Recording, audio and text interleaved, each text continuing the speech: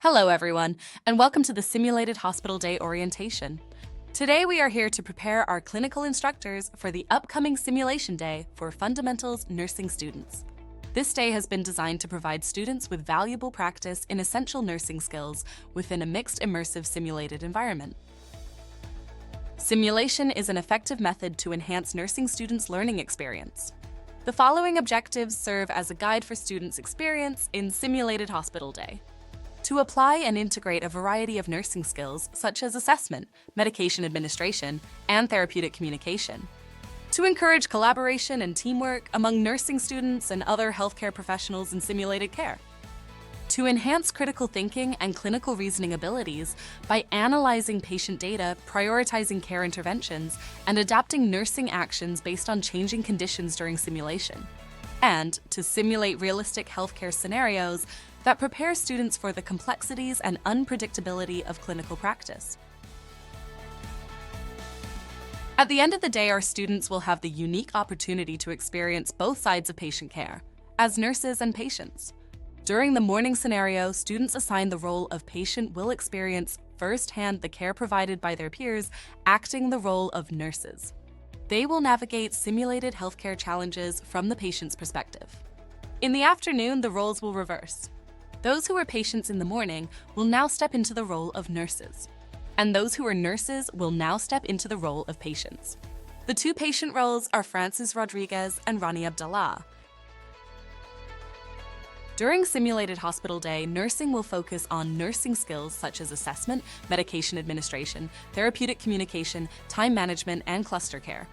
Our primary goal is to allow students to apply their theoretical knowledge in a practical setting under controlled conditions.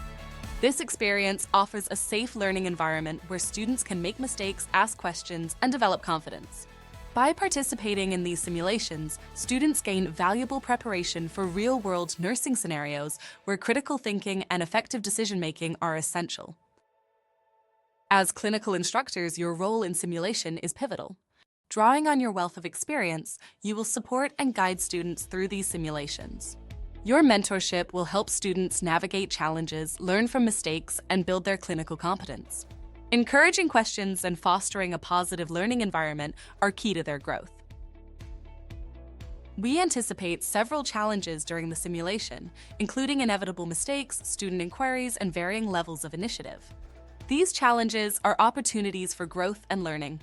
As instructors, your role is to encourage students, guide them through difficult situations, and help them develop the critical thinking skills necessary for success in nursing practice. And don't worry, we provide you with tools to help equip you with resources to provide answers during these challenges. All simulation scenarios, educational methods, and student performance is considered confidential. Confidentiality refers to the details of the simulation scenarios themselves. This includes the specific patient conditions, procedures, and interactions simulated. Why is this important? We believe that maintaining confidentiality builds trust between students, instructors, and the simulation center staff. It creates a safe environment where students can freely engage in learning without fear that their mistakes or performance will be disclosed outside of the appropriate educational contexts. It demonstrates professionalism and respect for simulated patient scenarios and educational processes.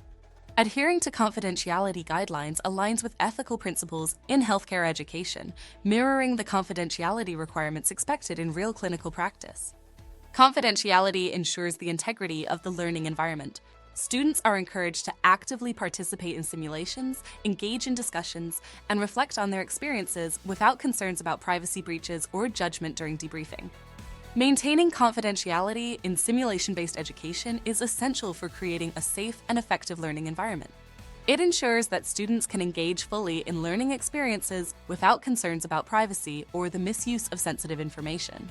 By upholding confidentiality standards, nursing educators contribute to the professionalism and ethical standards expected in healthcare practice. Psychological safety in simulation refers to creating an environment where nursing students feel safe to take risks, make mistakes, and learn from their experiences without fear of embarrassment or negative consequences. Psychological safety fosters an atmosphere where students feel comfortable expressing their thoughts, asking questions, and seeking clarification during simulations. It allows students to experiment with different approaches and techniques, knowing that they won't be judged harshly for errors. This promotes active learning and skill development.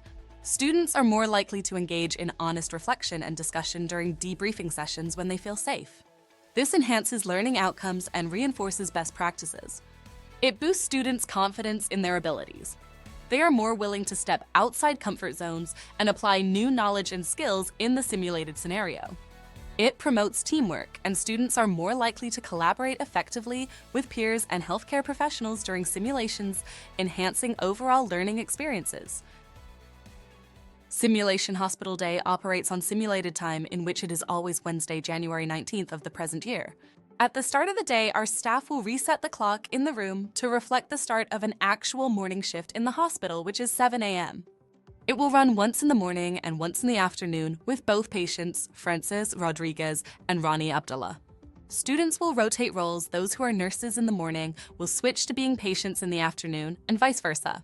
Instructors are expected to arrive at 7:45 a.m. Patients will be allowed into the rooms first from 8 o'clock to 8:15 a.m. for preparation. Nurses will follow, having their prep time from 8:15 to 8:35 a.m. The morning scenario will start at 8:35 a.m. with morning report and conclude at 11:05 a.m. There will be time afterward for students to assist in resetting the rooms for the afternoon session. Lunch break is scheduled for 11:30 a.m., followed by returning to the rooms by 12:20 p.m. for patient preparation and the afternoon scenarios. The afternoon session concludes at 3:25 p.m., allowing time for students to reset the rooms again. Debriefing sessions will commence at 3:50 p.m. with the possibility of debriefing in different rooms if required by center staff to prepare for the next simulation event. Student role assignments are determined by course managers and are posted on Blackboard, accessible to clinical instructors and students. A copy is typically included in the playbook distributed by the Simulation Center. Any questions regarding changes or modifications will be clarified by course managers. The schedule includes both morning (AM) and afternoon (PM) sessions, where patient names and student roles are adjusted accordingly between AM and PM sessions. To find your room number, locate your name on the main board just outside the lab. Students in the patient role will be admitted first. Each patient will find a sheet on the bedside table containing QR codes to guide them through their script, along with a patient map indicating where to place items needed for the patient role. This map is also available in the playbook for your assistance in preparing students. Items like nasal cannulas or venti masks should be worn around the neck, not on the face. After approximately 15 minutes, students in the nurse role will be admitted with a similar preparation time. The scenario starts with morning report. Upon completion of the scenario, we kindly request students' assistance in resetting the room. Patients should return items to their original positions as indicated by the QR guide. They are to place their gown in the laundry cart along with any TED hose or non-skid socks worn. Sheets should be left on the bed and the area tidied up. All items removed from supply carts should be returned to their respective places. Each room will accommodate 5 beds and all 5 students will portray the same patient. Following the scenario, you will relocate to a different room for the afternoon session. Please consult the main board again to determine your assigned room. The simulation lab provides instructors with a playbook that serves as their guide throughout the simulation. It includes the schedule and student role assignment sheet mentioned earlier.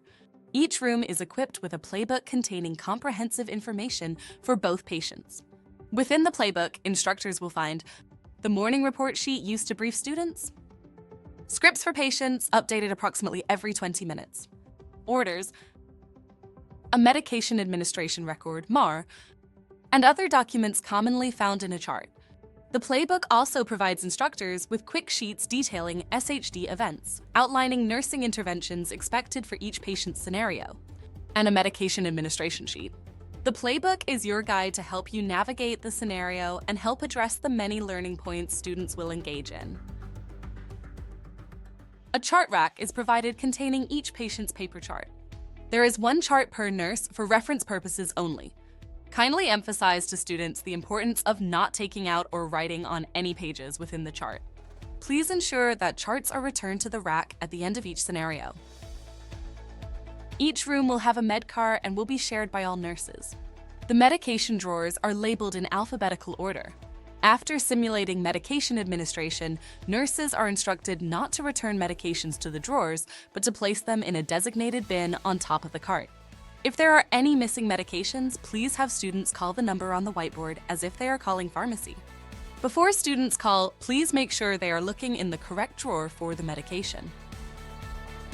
Students are permitted to withdraw medications from vials and ampules. Please ensure that used vials are returned to the bin on top of the cart as previously instructed. Ampules can be opened to draw medication, but broken ampules must be disposed of in the sharps container. All used needles should also be disposed of in the sharps container. Pills will be individually packaged in blister packs, which are not to be opened. If a pill needs to be crushed or split, there is a brown bottle on top of the cart containing pills specifically for crushing. Students are encouraged to use these for practice. Kindly remind students to return blister packs and vials to the bin on top of the cart after use. Supplies for nursing interventions will be located in a cart outside the room, in the main hallway. Please allow students to retrieve their required items. We encourage students to organize and cluster care and ensure they have all necessary items before beginning their skills. At the end of the simulations, we kindly request that students return these items to the cart. Please ensure students are performing the rites of medication and ensure that nurses know the correct dose to be given to the patient. Any nursing skills such as IM, sub-Q, Foley, etc.